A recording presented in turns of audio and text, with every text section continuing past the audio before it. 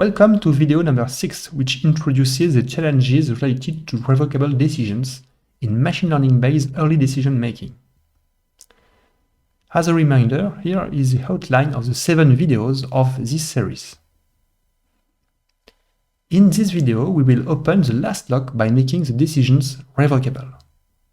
What is a revocable decision? To illustrate this, we use a real-life examples where we use a GPS to plan a trip from home to the Eiffel Tower. The trip has already started and the red triangle represents the progress of our car. A few minutes later, a traffic problem is detected and we lost 5 minutes on the way. The GPS decides to modify the route and we take another road. We are really unlucky because a few minutes later, a second traffic jam appears. And this one is much more important as we lost 50 minutes. The GPS requests us to leave the highway and turn back. At this point, the system revokes its decision and asks us to go back to the route which was first planned. This example simply illustrates that revoking a decision is costly. Here, this revocation made us travel a few kilometers for nothing and made us lose time. To avoid confusion, it is important to notice that there is no concept drift here. Indeed, the Google GPS system has learned to plan the best route based on the past data. In this case, revocation is due to the occurrence of an unexpected event which invalidates the previous decision. The following animation illustrates the revocation of decisions in the case of machine learning-based early decision making. Input data is collected over time, and the new measurement may invalidate the previous decision made. And of course, new decisions can be triggered over time. At the beginning of this animation, our system has detected a short anomal period which appears in red. Based on the last measurements, our system triggers a new decision which corresponds to a return to normality until the end of the considered time period. This new decision appears in blue. At this point, the new measurements which arrive are under suspicion since their variance starts to increase. Our system revokes its last decision and predicts an anomaly which will remain for about 2 hours. This first revocation consists in changing the predicted label. Then new measurements are collected and finally we have the perception of return to normality. Thus, the time period of the anomaly is reduced. Finally, this anomaly will only have taken 40 minutes. This second revocation is therefore a modification of the predicted time period which is associated with the detected anomaly.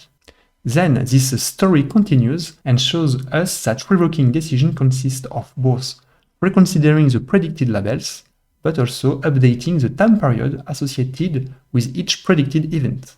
This slide is a reminder of video number 5, where the challenges of online early decision making are presented. Revoking decisions does not imply concept drift, yet this confusion is frequently made. Even if decisions can be revoked, the models are still learned in batch mode and applied online. Let's go back to the simple case of early classification and let's go back to the economy approach which has already been discussed. In a recent paper, which is referenced at the bottom of the screen, the economy approach has been adapted to revocable decisions. In this very simple case, revocation only consists in changing the predicted label, which characterizes the whole time series.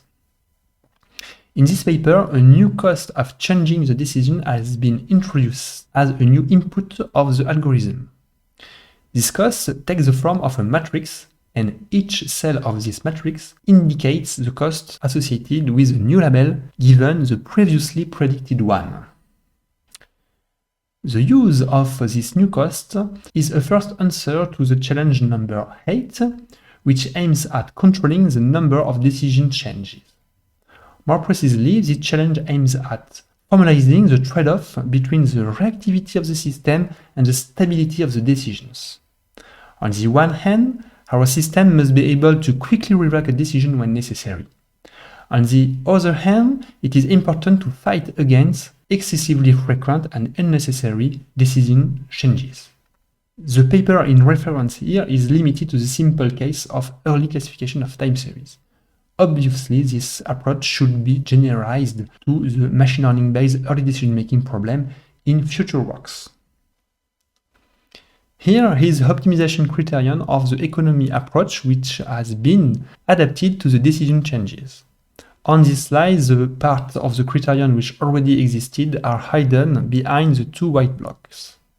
On the left, we recognize the part of the criterion which corresponds to the expectation of the misclassification cost. On the right, we can see the cost of delaying the decision. In the center of this equation, the new part of the optimization criterion is presented. And we also notice that the sequence of all previous decisions is a new input of this function. The term in blue accounts for the cost of all past decision changes. The last term in red is a cost expectation which takes into account a possible future change at time T plus 2.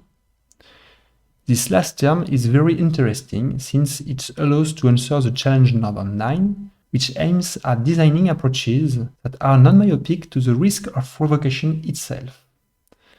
The intuition is the following: it is not interesting to make a decision which is likely to be revoked afterward. In this case, it is better to delay it a little to reduce the risk of revocation and thus the associated cost. As before, this approach answers challenge number 9 in a very simple case and should be generalized to the machine learning-based early decision-making in future work. This slide shows a summary of the two proposed challenges related to the revocation of decisions. First, the dilemma between reactivity of the system and stability of the decision should be formalized. The last challenge aims at designing non-myopic approaches, including the risk of revocation itself. The video series is almost finished and we have opened all the identified logs. We have defined a new problem named machine learning-based early decision-making, and we have identified many research tracks through the proposed challenges. Our goal is to encourage the scientific community to work on these problems. The development of this new field will make these approaches easier to apply in a wide variety of contexts. In the next video, we will study the deep origin of decision costs, and we will see what happens if these costs change over time. Thank you very much. See you soon.